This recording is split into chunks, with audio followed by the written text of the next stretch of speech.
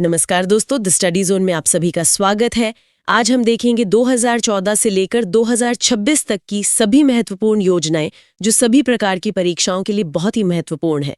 हम हर योजना के जो मुख्य बिंदु हैं उन पर बात करेंगे, जैसे वो कब शुरू हुई, किसके लिए है और उससे क्या लाभ मिलता है। हाँ, कोशिश यही रहेगी कि सब कुछ आसानी से समझ आ जाए। जी, तो चलिए पहली योजना से स्टार्ट करते हैं। तो 2014 की योजनाओं की बात करें तो सबसे पहली और एक बहुत ही महत्वपूर्ण योजना कौन सी थी? देखिए, शुरुआत करते हैं नमामि गंगे योजना से। नमामि गंगे, हाँ, ये तो काफी चर्चा में रही थी। जी, ये योजना 10 जुलाई 2014 को जल संसाधन मंत्रालय ने शुरू की थी और इसका जो मुख्य उद्देश्य था वो बिल्कुल साफ था। गंगा नदी का संरक्षण और उसकी शुद्धि। बिल्कुल, लेकिन इसमें सिर्फ नदी की सफाई ही नहीं थी। इसमें गंगा के किनारे बसे शहरों में सीवेज ट्रीटमेंट प्लांट लगाना, घाटों को सुंदर बनाना और लोगों में जागरूकता फैलाना भी शामिल था। अच्छा, तो ये एक इंटीग्रेटेड अप्रोच थी। हाँ बिल्कुल। ठीक है, अब ये तो हो गई पर्यावरण से जुड़ी बात। अगली योजना जिसने शायद हर घर को छुआ वो थी प्रधानमंत्री जन धन योजना। हाँ, इसके बारे में तो सभी ने सुना है, बताइए इसके बारे में। जी, ये एक बहुत बड़ी वित्तीय समावेशन की योजना थी। वित्तीय समावेशन यानी फाइनेंशियल इंक्लूजन। हाँ, सही कहा। इसकी शुरुआत हुई 28 अगस्त 2014 को और मंत्रालय था, जाहिर है, वित्त मंत्रालय। और इसका मुख्य उद्देश्य हर परिवार को बैंकिंग से जोड़ना था, है ना? हाँ, हर परिवार का कम से कम एक बैंक खाता हो। लेकिन ये सिर्फ खाता खोलना नहीं था। मतलब इसके साथ कुछ लाभ भी जुड़े थे। जैसे 26 फरवरी 2020 तक के आंकड़े देखें तो 38 करोड़ से ज्यादा खाते खुल चुके थे। ये एक वर्ल्ड रिकॉर्ड था। 38 करोड़, ये तो बहुत बड़ी संख्या है। बहुत बड़ी। और हर खाता धारक को 2 लाख रुपए का दुर्घटना बीमा और 30,000 रुपए का जीवन बीमा भी दिया गया। ओह, तो ये सिर्फ एक जीरो बैलेंस अकाउंट नहीं था, एक तरह का सुरक्षा कवच भी था। बिल्कुल। अब बात करते हैं मेक इन इंडिया की। इसका क्या उद्देश्य था?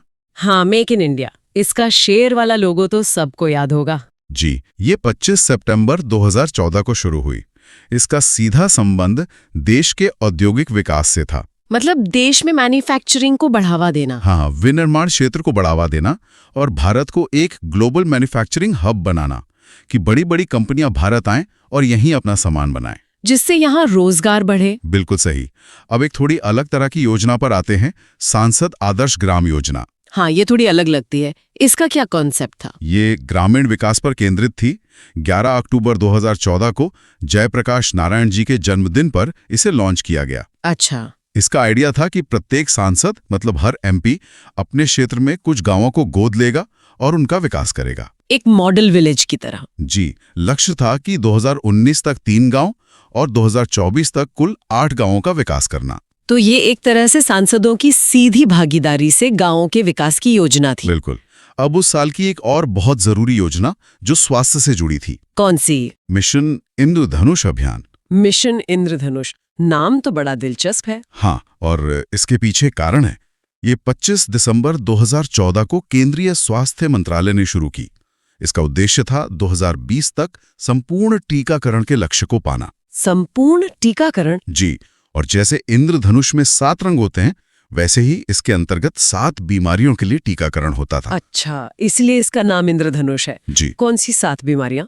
डिप्थीरिया, काली खांसी, टिटनस, पोलियो, टीबी, खसरा और हेपेटाइटिस बी।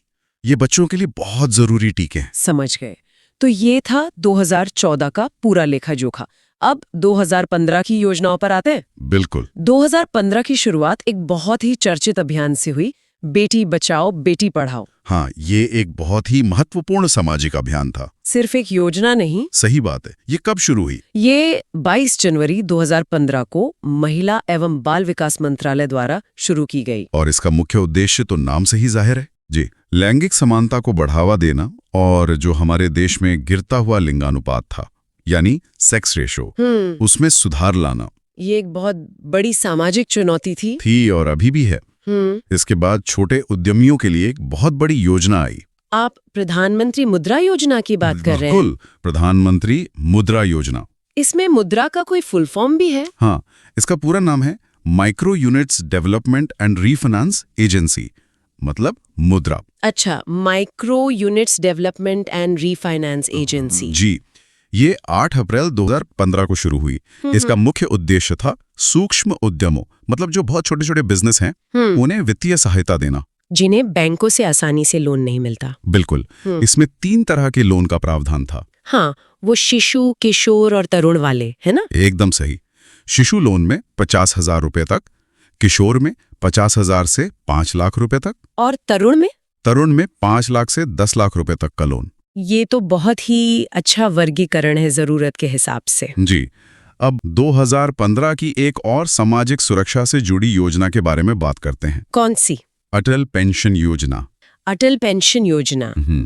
ये तो पेंशन से जुड़ी है। हाँ, और खासकर असंगठित क्षेत्र के लोगों के लिए, मतलब वो लोग जिनके पास पीएफ या कोई और पेंशन की सुविधा नहीं है, जैसे कि कोई छोटा दुकानदार या मजदूर। बिल्कुल। ये योजना 9 मई 2015 को वित्त मंत्रालय ने शुरू की। इसमें कौन शामिल हो सकता है?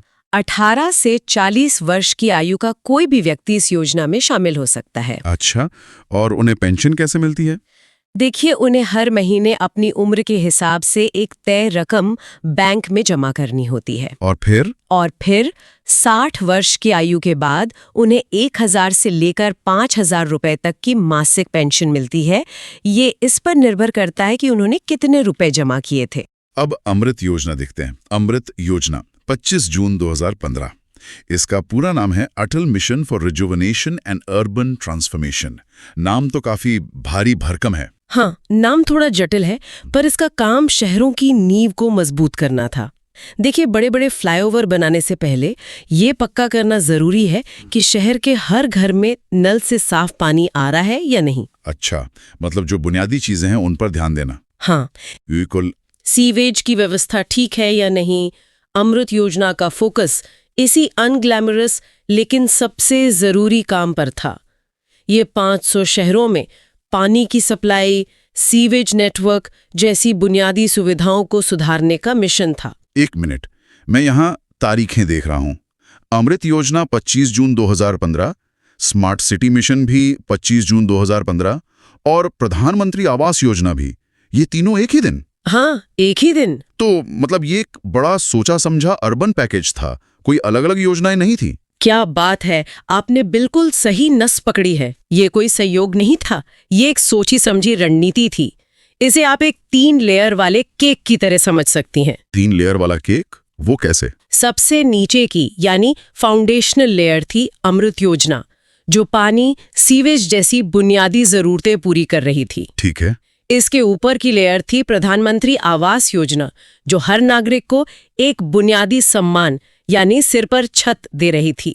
और सबसे ऊपर की सजावट वाली लेयर थी स्मार्ट सिटी मिशन। अच्छा, तो स्मार्ट सिटी मिशन इस पैकेज में कैसे फिट होता है? जी, इसका मकसद क्या था? स्मार्ट से हमारा मतलब क्या है? सिर्फ वाईफाई और सीसीटीवी कैमरे? ये एक बहुत आम गलतफहमी है। स्मार्ट का मतलब सिर्फ टेक्नोलॉजी लगाना नहीं था। इसका असली मकसद था शहरों की प्लानिंग और मैनेजमेंट को स्मार्ट बनाना। इसके लिए 100 शहरों को चुना गया। और यहाँ एक दिलचस्प बात है जो मेरे नोट्स में भी है।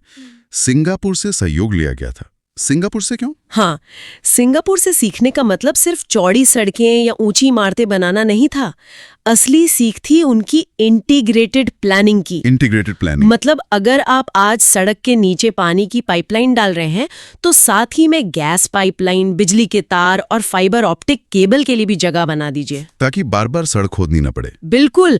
इससे ये नहीं होगा कि एक विभाग सड़क बनाए और 2 महीने बाद दूसरा विभाग उसे फिर से खोद दे। ये प्लानिंग एफिशिएंसी थी, वो सोच थी जिसे भारत अपने शहरों में लाना चाहता था। समझ गया। तो एक ही दिन में ये 3 बड़ी घोषणाएं, ये कोई संयोग नहीं था। इसके पीछे सोच ये थी कि सिर्फ स्मार्ट इमारतें बनाने से शहर स्मार्ट नहीं होते। जब तक हर नागरिक के सिर पे छत और घर में पानी, सीवर जैसी बुनियादी सुविधाएं न हो। एकदम सटीक। और प्रधानमंत्री आवास योजना का लक्ष्य तो बहुत ही महत्वाकांक्षी था। 2022 तक 2 करोड़ नए घर बनाना। राइट। ये संख्या सिर्फ एक आंकड़ा नहीं है। हाँ, इसका मतलब था 2 करोड़ परिवारों को सुरक्षा, सम्मान और एक स्थायी पता देना। जी, ये शहरी बदलाव का मानवीय चेहरा था। तो ये तीनों योजनाएं मिलकर शहरी भारत को एक नया रूप देने का एक मुकम्मल प्रयास थी। तो एक तरफ शहरों के फिजिकल इंफ्रास्ट्रक्चर को बदलने की ये विशाल कवायद चल रही थी, लेकिन इसी के साथ एक समानांतर कोशिश देश के डिजिटल इंफ्रास्ट्रक्चर को बनाने की भी हो रही थी। और यहीं से एंट्री होती है डिजिटल इंडिया मिशन की। हाँ, 1 जुलाई 2015। और ये एक अलग ही तरह की क्रांति थी। अब तक हम कंक्रीट और पाइपलाइन की बात कर रहे थे, अब बात हो रही थी डेटा और कनेक्टिविटी की। सही। डिजिटल इंडिया का सीधा सा मकसद था सरकार और आम आदमी के बीच की दूरी को टेक्नोलॉजी से पाटना। यानी अब आपको दफ्तर के बाबू के चक्कर नहीं काटने, आपका काम आपके फोन पर होगा। इसका कोई ऐसा उदाहरण दे सकते हैं जिससे इसका असर सीधे समझ आए? क्योंकि पारदर्शिता और पहुंच जैसे शब्द सुनने में अच्छे लगते हैं, पर असल जिंदगी में इसका क्या मतलब है? इसका असली कमाल देखिए। पहले किसान को अपनी फसल की सब्सिडी के लिए महीनों तक दफ्तरों के चक्कर काटने पड़ते थे। हर टेबल पे कुछ खर्चा पानी देना पड़ता था। हाँ, ये तो आम बात थी। डिजिटल इंडिया और जनधन खातों के बाद अब वही सब्सिडी एक बटन दबाते ही सीधे उसके बैंक अकाउंट में आती है। कोई बिचौलिया नहीं, कोई देरी नहीं। ये सिर्फ पारदर्शिता नहीं, ये तो व्यवस्था का आमूलचूल परिवर्तन था। इसने सिस्टम से बहुत बड़ी लीकेज को बंद कर दिया। सही कहा। ये वाकई एक बड़ा बदलाव है। अच्छा, डिजिटल इंफ्रास्ट्रक्चर तो बन रहा था, लेकिन इस नई अर्थव्यवस्था को चलाएगा कौन? भारत की सबसे बड़ी ताकत तो उसके युवा हैं। शायद इसीलिए इसके ठीक बाद स्किल इंडिया मिशन आया। बिल्कुल, ये कहानी का अगला लॉजिक कदम था। 15 जुलाई 2015 को स्किल इंडिया मिशन लॉन्च हुआ, जिसका लक्ष्य था 2022 तक देश के करोड़ों युवाओं के हाथ में कोई न कोई हुनर देना। और सोच ये थी कि सिर्फ डिग्री से काम नहीं चलेगा। हाँ, युवाओं को plumbing, electrician, data entry, coding जैसे स्किल सिखाए जाएं जिनकी बाजार में मांग हो। लेकिन इस पर एक आलोचना ये भी होती है कि स्किल सेंटर से सर्टिफिकेट तो बहुत बंटे, पर उस स्तर का रोजगार नहीं मिला जिसकी उम्मीद थी। क्या ये सिर्फ ट्रेनिंग की समस्या थी या फिर जॉब मार्केट की? ये एक बहुत जरूरी सवाल है। देखिए, समस्या दोनों तरफ थी। कई जगहों पर ट्रेनिंग की क्वालिटी उतनी अच्छी नहीं थी, और दूसरी तरफ अर्थव्यवस्था उस रफ्तार से नौकरियां पैदा नहीं कर पा रही थी जितनी रफ्तार से युवा ट्रेन हो रहे थे। बिल्कुल। लेकिन इस मिशन का एक बड़ा फायदा ये हुआ कि इसने स्किल या हुनर को भारतीय समाज में एक सम्मानजनक जगह दी। इसने इस सोच को बदला कि सिर्फ डॉक्टर या इंजीनियर बनना ही कामयाबी है। सही बात है। एक कुशल वेल्डर या मोबाइल रिपेयर टेक्नीशियन भी एक सफल उद्यमी बन सकता है। यह सोच इसी मिशन की देन है। बिल्कुल। ठीक है, तो हमने शहरों को बदला, सिस्टम को डिजिटल किया और युवाओं को हुनर दिया। लेकिन भारत की आत्मा तो गांव में बसती है, और गांव के विकास की पहली शर्त है बिजली। यहीं से शायद दीनदयाल उपाध्याय ग्राम ज्योति योजना की शुरुआत होती है। एकदम सही ट्रांजिशन है। 25 जुलाई 2015 को शुरू हुई इस योजना का लक्ष्य बहुत सीधा और स्पष्ट था। देश के हर गांव तक बिजली पहुंचाना। सुनने में तो बहुत सरल लगता है। हाँ, पर करने में उतना ही मुश्किल था। पहाड़ों, जंगलों और दूर दराज के इलाकों में बसे गांवों तक खंबे और तार पहुंचाना एक बहुत बड़ी चुनौती थी। हाँ, कागज पर तो ये बहुत अच्छा लगता है, लेकिन क्या जमीन पर हर गांव तक बिजली पहुंचाना इतना आसान था? इसमें सबसे बड़ी चुनौतियां क्या थीं? सबसे बड़ी चुनौती तो भौगोलिक थी। कई गांव ऐसी जगहों पर थे जहां सड़कें तक नहीं थी। वहां सामान पहुंचाना ही एक मिशन था। दूसरी चुनौती थी राज्यों के बिजली बोर्डों की खराब हालत। अच्छा। लेकिन इस योजना का असर सिर्फ घर में बल्ब जलने तक सीमित नहीं था। गांव में बिजली आने का मतलब है कि आटा चट्टी चल सकती है, पानी का पंप चल सकता है, बच्चे रात में पढ़ सकते हैं। और स्वास्थ्य केंद्र में फ्रिज चल सकता है जिसमें जरूरी टीके रखे जा सकें। जी, बिजली असल में गांव तक विकास और आधुनिक जीवन की संभावनाओं को लेकर गई। सही बात है। अब जब गांव शहर जोड़ने लगे तो देश को दुनिया से जोड़ने की जरूरत महसूस हुई होगी, और व्यापार के लिए बंदरगाह सबसे जरूरी है। शायद यहीं सागरमाला परियोजना का रोल आता है। एकदम सही। 31 जुलाई 2015 को शुरू हुई सागरमाला परियोजना भारत की समुद्री ताकत को बढ़ाने का एक ब्लूप्रिंट थी। इसके 2 हिस्से थे। 2 हिस्से। हाँ। पहला, देश के सभी बड़े छोटे बंदरगाहों को आधुनिक बनाना, उनकी क्षमता बढ़ाना। और दूसरा हिस्सा जो शायद ज्यादा जरूरी था, वो था port lead development. Port lead development, इसका क्या मतलब हुआ? इसका मतलब है बंदरगाहों को सिर्फ सामान उतारने चढ़ाने की जगह न मानकर उन्हें विकास का इंजन बनाना। अच्छा। सोचिए, अगर बंदरगांव पर कोई सामान उतरता है और उसे देश के अंदरूनी हिस्से, मान लीजिए दिल्ली या नागपुर तक पहुंचाने में हफ्तों लग जाते हैं, तो सामान की कीमत कितनी बढ़ जाएगी? बहुत ज्यादा। सागरमाला का मकसद था बंदरगाहों को बेहतरीन सड़कों और रेलवे लाइनों से जोड़ना, ताकि माल की आवाजाही तेज, सस्ती और आसान हो सके। इससे मेड इन इंडिया सामान दुनिया में और ज्यादा प्रतिस्पर्धी बन सकता है। एकदम सही। बहुत दिलचस्प है। लेकिन ये सब विकास उद्योग, स्मार्ट शहर, बिजली वाले गांव, इन सब के लिए एक चीज तो लगातार चाहिए, बिजली। और अगर बिजली देने वाला सिस्टम ही बीमार हो तो? शायद उदय योजना इसी बीमारी का इलाज थी। आपने बिल्कुल सही पकड़ा। 5 नवंबर 2015 को शुरू हुई उदय योजना का पूरा नाम है उज्ज्वल डिस्कॉम एश्योरेंस योजना। डिस्कॉम यानी बिजली बांटने वाली सरकारी कंपनियां, और ये कंपनियां उस वक्त आईसीयू में थी। आईसीयू में? ऐसा क्यों? इसे एक एनालॉजी से समझिए। मान लीजिए आपकी एक दुकान है जहां आप 100 रुपए का सामान खरीदते हैं, लेकिन राजनीतिक दबाव के कारण उसे 80 रुपए में बेचने पर मजबूर हैं। और ऊपर से नुकसान? हाँ, और ऊपर से 20 रुपए का सामान या तो चोरी हो जाता है या खराब हो जाता है। ऐसी दुकान कितने दिन चलेगी? ज्यादा दिन नहीं। देश की ज्यादातर बिजली कंपनियां इसी चक्रव्यूह में फंसी थीं। वो भारी घाटे में थीं। उदय योजना राज्यों और केंद्र के बीच एक समझौता था, जिसका मकसद इन कंपनियों को इसी घाटे के जाल से निकालना था, ताकि वे 24 घंटे बिजली देने लायक बन सकें। और एक रोचक तथ्य यह है कि इस मुश्किल सुधार को अपनाने वाला पहला राज्य झारखंड बना। जी बिल्कुल। बिल्कुल। श्यामा प्रसाद मुखर्जी रूर्बन मिशन, जो 22 फरवरी 2016 को शुरू हुआ। ये रूर्बन शब्द बड़ा अनोखा है। रूर्बन शब्द 2 शब्दों को मिलाकर बना है, रूरल यानी ग्रामीण और अर्बन यानी शहरी। अच्छा, रूरल और अर्बन। हाँ, इस मिशन की सोच भारत की एक बहुत बड़ी समस्या का समाधान करने की कोशिश थी, गांवों से शहरों की ओर पलायन। वो कैसे? देखिए, लोग अपना गांव छोड़कर शहर क्यों आते हैं? बेहतर शिक्षा, स्वास्थ्य सुविधाएं और रोजगार के लिए। इस मिशन का आइडिया था कि क्यों ना गांव के क्लस्टर्स यानी 3-4 आसपास के गांवों के समूह को चुनकर वहीं पर शहर जैसी सुविधाएं दी जाए। वहाँ अच्छी सड़कें, डिजिटल कनेक्टिविटी, अच्छे स्कूल, स्वास्थ्य केंद्र बनाए जाएं और साथ ही वहाँ की स्थानीय अर्थव्यवस्था जैसे कृषि उत्पाद प्रोसेसिंग या हस्तशिल्प को बढ़ावा दिया जाए। तो इसका मतलब ये हुआ कि गांवों को शहर बनाने की कोशिश नहीं, बल्कि गांव में ही शहर जैसी सुविधाएं और अवसर पैदा करने की कोशिश थी। आपने बिल्कुल सही समझा। इसका मकसद था गांव की आत्मा, शहर की सुविधा, ताकि लोगों को अच्छी जिंदगी और काम के लिए अपना घर-बार छोड़ने पर मजबूर न होना पड़े।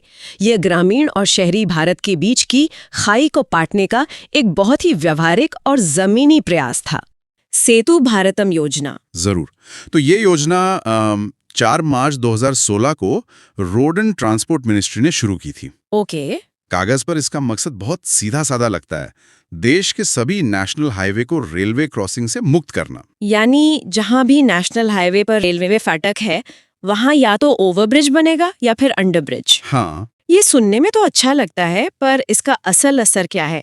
क्या ये सिर्फ ट्रैफिक जाम कम करने के लिए है? देखिए, ये सवाल बिल्कुल सही है। ये सिर्फ ट्रैफिक जाम या सुविधा की बात नहीं है। अच्छा।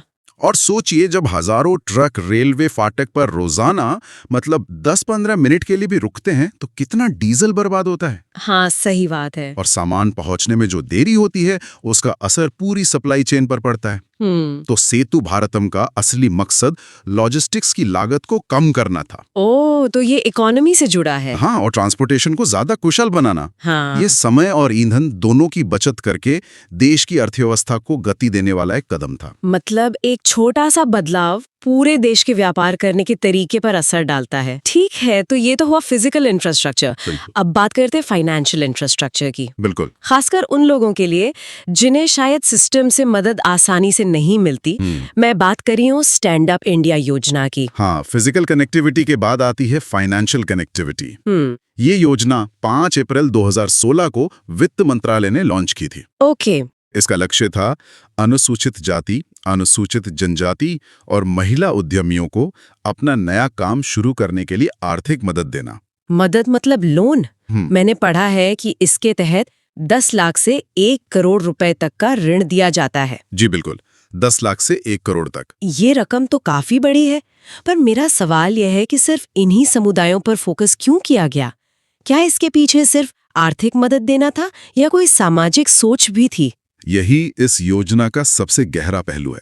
ये सिर्फ एक लोन स्कीम नहीं है। अच्छा। ये एक तरह का, आप कह सकती हैं, सामाजिक सुधार का टूल है। आंकड़े बताते हैं कि इन समुदायों के लोगों को बैंक से लोन लेने में ऐतिहासिक रूप से ज्यादा मुश्किलों का सामना करना पड़ता है, चाहे उनका बिजनेस आइडिया कितना भी अच्छा क्यों ना हो। बिल्कुल। तो स्टैंड अप इंडिया उस गैप को भरने की कोशिश करती है। ये मानकर चलती है कि असली समस्या पैसे की कमी नहीं, बल्कि पैसे तक पहुंच की कमी है। यानी ये देश में उद्यमियों की एक नई पीढ़ी तैयार करने की कोशिश है। हाँ, जो शायद पहले मौके की कमी की वजह से पीछे रह जाते थे। बहुत दिलचस्प। अब एक और योजना पर आते हैं जो पहुंच या एक्सेस से ही जुड़ी है, उड़ान योजना। हाँ, उड़ान, यानी उड़े देश का आम नागरिक। उड़े देश का आम नागरिक। 27 अप्रैल 2017 को शुरू हुई इस योजना ने भारत के एविएशन मैप को ही मतलब एक तरह से बदल दिया। कैसे? इसका मकसद था छोटे शहरों को हवाई मार्ग से जोड़ना और हवाई यात्रा को इतना सस्ता बनाना कि आम आदमी भी इसमें सफर कर सके। इसका नारा भी तो यही था, हवाई चप्पल वाले भी हवाई जहाज में। जी। पर ये होता कैसे है? मतलब एयरलाइन कंपनियां घाटे में उड़ानें क्यों चलाएंगी? यहीं पर सरकार की भूमिका आती है। सरकार एयरलाइन कंपनियों को इन छोटे कम मुनाफे वाले रूट्स पर उड़ाने के लिए सब्सिडी देती है। सब्सिडी? हाँ, जिसे वायबिलिटी गैप फंडिंग कहते हैं। इससे कंपनियों का घाटा कम हो जाता है और वो टिकट की कीमत कम रख पाती हैं। अच्छा। लेकिन इसका असली मकसद सिर्फ सस्ते टिकट देना नहीं है। जब कोई छोटा शहर हवाई मार्ग से जुड़ता है तो वहां टूरिज्म बढ़ता है, नए बिजनेस आते हैं और स्थानीय अर्थव्यवस्था को एक नई जान मिलती है। तो ये सिर्फ लोगों को एक जगह से दूसरी जगह पहुंचाना नहीं, बल्कि आर्थिक अवसरों को छोटे शहरों तक पहुंचाना है। बिल्कुल। बहुत बढ़िया। तो हमने इंफ्रास्ट्रक्चर और कनेक्टिविटी देख लिया। अब जरा उन योजनाओं पर चलते हैं जिनका सीधा असर घर परिवार पर पड़ा। जी। और शुरुआत करते हैं उस योजना से जिसने करोड़ों घरों की रसोई की तस्वीर बदल दी, प्रधानमंत्री उज्ज्वला योजना। यकीनन ये सबसे ज्यादा प्रभावशाली योजनाओं में से एक रही है।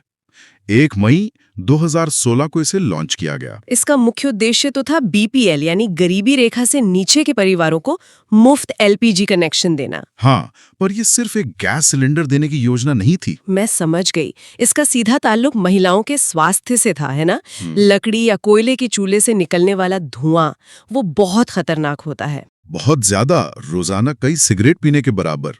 तो इसमें सरकार की तरफ से किस तरह की मदद मिलती थी? सरकार हर नए कनेक्शन के लिए 1600 रुपए की वित्तीय सहायता देती है। 1600 रुपए? जी। इस रकम में सिलेंडर की सिक्योरिटी डिपॉजिट और दूसरे खर्चे शामिल होते हैं। ये 1600 रुपए की रकम बहुत सोच समझकर तय की गई थी। क्यों? क्योंकि यही वो शुरुआती लागत थी जो ज्यादातर गरीब परिवारों को गैस कनेक्शन लेने से रोकती थी। अच्छा, तो इस एक कदम ने करोड़ों महिलाओं को न सिर्फ बीमारियों से बचाया, बल्कि उनका समय भी बचाया। बिल्कुल। जो समय वो रोजाना लकड़ी इकट्ठा करने में लगाती थीं, अब उस समय का इस्तेमाल वे किसी और काम में कर सकती हैं। मतलब इसका असर स्वास्थ्य, महिला सशक्तिकरण और पर्यावरण कई स्तरों पर हुआ। जी। चलिए स्वास्थ्य की ही बात को आगे बढ़ाते हैं और शायद इस दशक की सबसे बड़ी स्वास्थ्य योजना को देखते हैं, प्रधानमंत्री जन आरोग्य योजना। हाँ, जिसे हम सब आयुष्मान भारत के नाम से जानते हैं। बिल्कुल, आयुष्मान भारत। 23 सितंबर 2018 को झारखंड की राजधानी रांची से शुरू हुई ये योजना स्वास्थ्य के क्षेत्र में क्रांतिकारी कदम है। इसे दुनिया की सबसे बड़ी सरकारी स्वास्थ्य बीमा योजना भी कहा जाता है। हाँ, कहा जाता है। इसका लक्ष्य है देश के 10 करोड़ से ज्यादा गरीब और कमजोर परिवारों को सुरक्षा देना। और ये सुरक्षा है 5 लाख रुपए प्रति परिवार प्रति वर्ष तक के मुफ्त इलाज की। जी। 5 लाख रुपए। भारत में ज्यादातर परिवारों के लिए ये रकम इतनी बड़ी है कि एक गंभीर बीमारी उन्हें पीढ़ियों के लिए गरीबी में धकेल सकती है। बिल्कुल। ये योजना सिर्फ इलाज का खर्च नहीं उठाती, ये लोगों को उस वित्तीय तबाही से बचाती है जो एक मेडिकल इमरजेंसी अपने साथ लाती है। और इसका कैश रहित होना सबसे महत्वपूर्ण है ना? हाँ, यानी मरीज को अस्पताल में अपनी जेब से एक पैसा भी नहीं देना पड़ता। इससे ये सुनिश्चित होता है कि पैसे ना होने की वजह से किसी का इलाज ना रुके। तो ये एक तरह का सामाजिक सुरक्षा कवच है। सही कहा आपने। कवच की बात चली है तो अब बुजुर्गों के लिए बनाई गई कुछ योजनाओं को देखते हैं।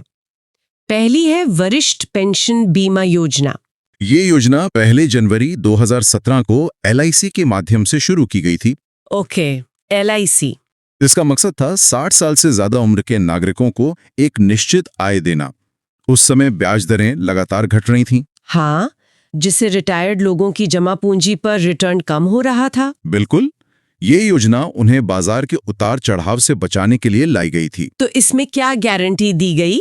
इसमें 10 सालों के लिए 8% की गारंटी शुदा ब्याज दर का वादा किया गया था। 8% 10 साल के लिए? जी, यानी बाजार में ब्याज दर चाहे कितनी भी नीचे चली जाए, इस योजना में निवेश करने वालों को पूरे 10 साल तक 8% का रिटर्न मिलना तय था। ये तो रिटायर्ड लोगों के लिए एक बहुत बड़ी राहत थी। हाँ, जिन्हें अपने रोजमर्रा के खर्चों के लिए एक स्थिर आय की जरूरत होती है। ठीक है, और इसी तरह की एक और योजना का जिक्र है, प्रधानमंत्री वय वंदना योजना, जी, जो कुछ ही महीनों बाद 21 जुलाई 2017 को आई।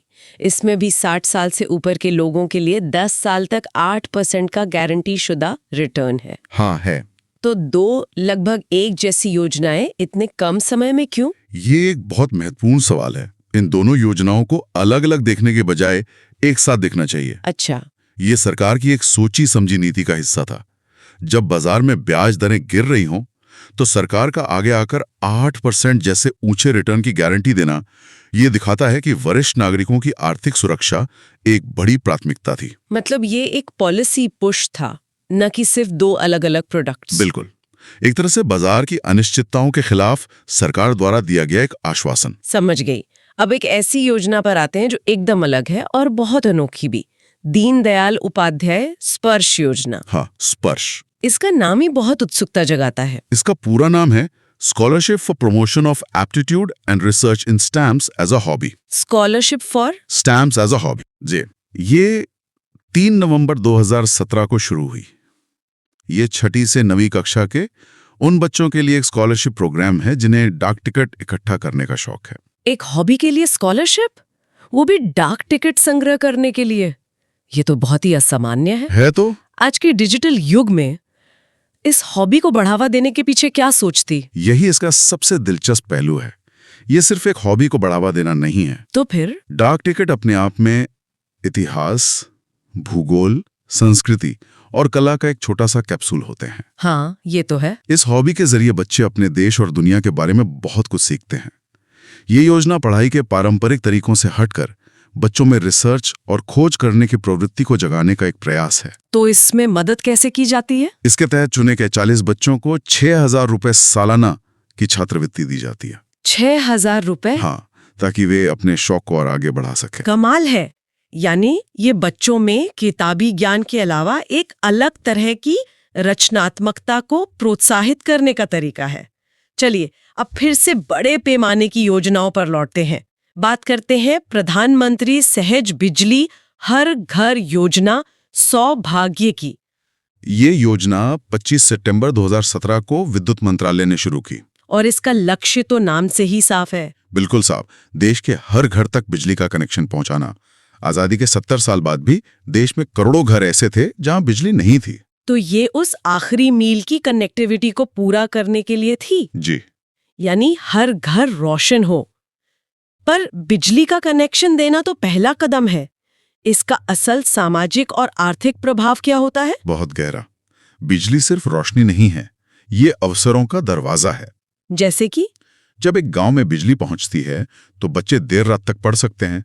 छोटे मोटे उद्योग जैसे आटा चक्की या सिलाई मशीन चल सकते हैं। स्वास्थ्य केंद्रों में उपकरण काम कर सकते हैं। बिल्कुल, और लोगों को दुनिया से जुड़ने के लिए मोबाइल और इंटरनेट की सुविधा मिलती है। इस योजना ने करोड़ों लोगों के जीवन की गुणवत्ता को सीधे तौर पर बेहतर बनाया है। सही बात है। ये विकास की एक बुनियादी शर्त है। और अब योजना पर आते हैं जी, जो देश की रीढ़ यानी किसानों से सीधे जुड़ी है, पीएम किसान सम्मान निधि योजना। जी, 24 फरवरी 2019 को शुरू हुई ये योजना भारत में कृषि सहायता के तरीके में एक बड़ा बदलाव लेकर आई। इसका मॉडल बहुत सरल है।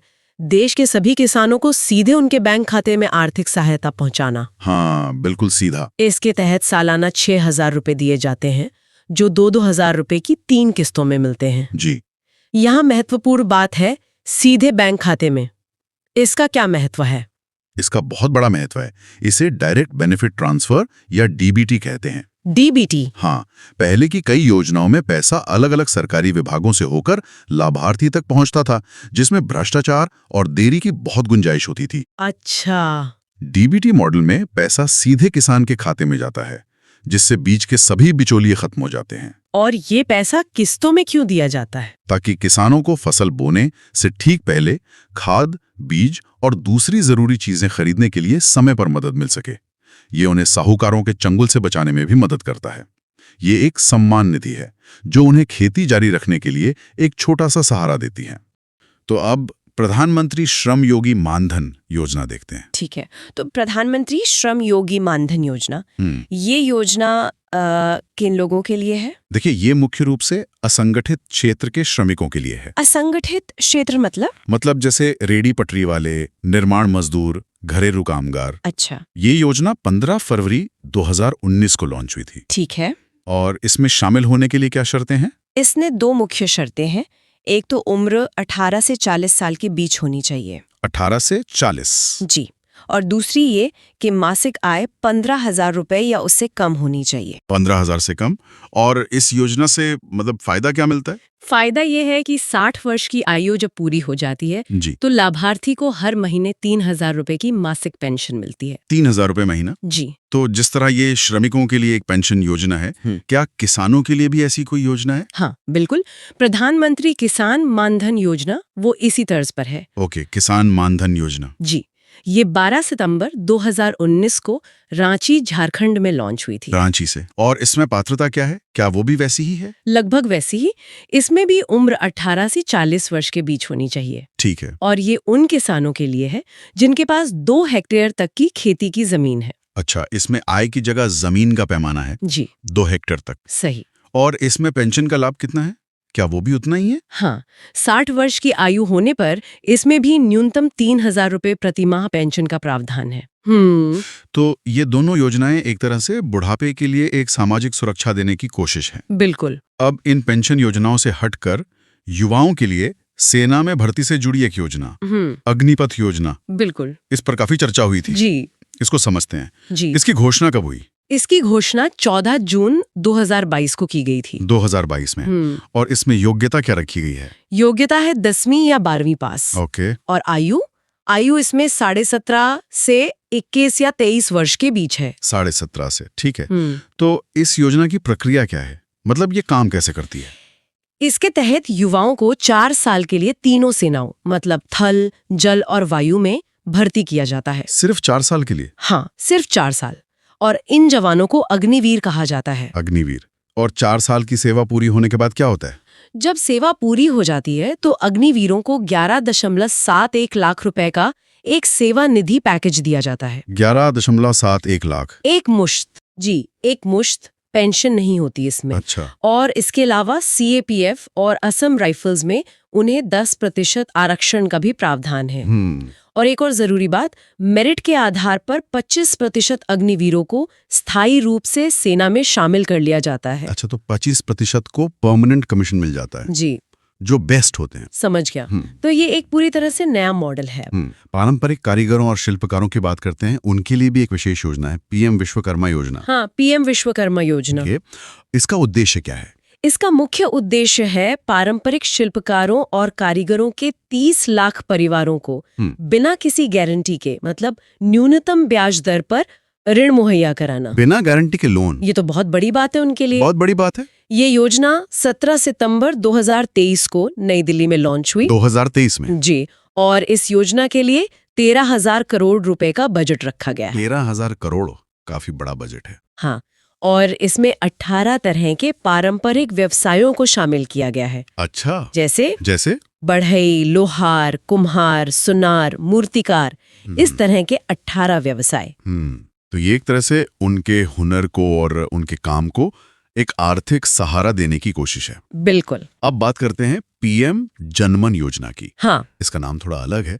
इसका पूरा नाम क्या है और ये किन के लिए है? इसका पूरा नाम है प्रधानमंत्री जनजाति आदिवासी न्याय महाअभियान। प्रधानमंत्री जनजाति आदिवासी न्याय महाअभियान, नाम से ही पता चल रहा है। जी, इसका उद्देश्य विशेष रूप से कमजोर जनजातीय समूहों, जिन्हें हम PVTGs कहते हैं, उनकी सामाजिक आर्थिक स्थितियों में सुधार करना है। अच्छा, और ये लॉन्च कब हुई? ये 15 नवंबर 2023 को प्रधानमंत्री मोदी द्वारा झारखंड के खूंटी जिले से लॉन्च की गई। झारखंड से? जी। तो ये योजना काम कैसे करती है? ये योजना 9 मंत्रालयों के माध्यम से 11 महत्वपूर्ण कार्यों पर ध्यान केंद्रित करती है। 9 मंत्रालय एक साथ? हाँ, ये एक मिशन मोड में है। अच्छा, और इसकी अवधि?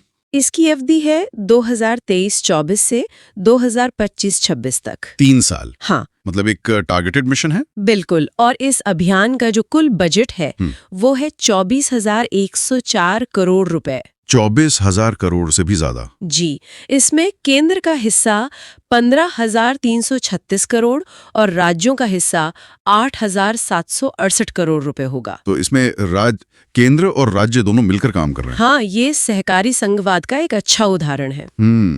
तो अब आखिर में ऊर्जा से संबंधित एक बहुत ही चर्चित योजना, PM सूर्य घर मुफ्त बिजली योजना, इसको देखते हैं। हाँ, इसे प्रधानमंत्री सूर्योदय योजना के नाम से भी जाना जाता है। अच्छा, सूर्योदय योजना। जी, ये 13 फरवरी 2024 को प्रधानमंत्री मोदी द्वारा लॉन्च की गई। हाल ही में? हाँ, बिल्कुल हाल ही में। इस योजना के तहत क्या लाभ मिलता है?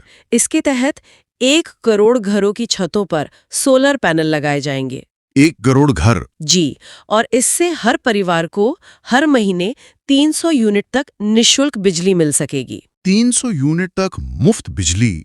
ये तो बहुत बड़ा फायदा है। बहुत बड़ा। इस योजना के लिए 78,000 करोड़ रुपए तय किए गए हैं। 78,000 करोड़?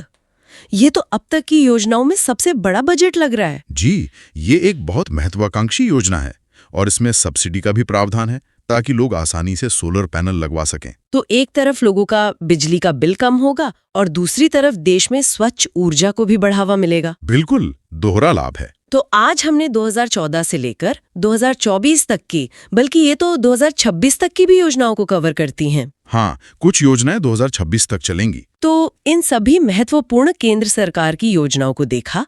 उम्मीद है ये चर्चा सबको पसंद आई होगी। तो वीडियो को लाइक और शेयर करें और हमारे चैनल द स्टडी जोन को सब्सक्राइब करना ना भूलें। बहुत जल्द मिलते हैं ऐसे ही एक और दिलचस्प विषय के साथ। नमस्कार। नमस्कार।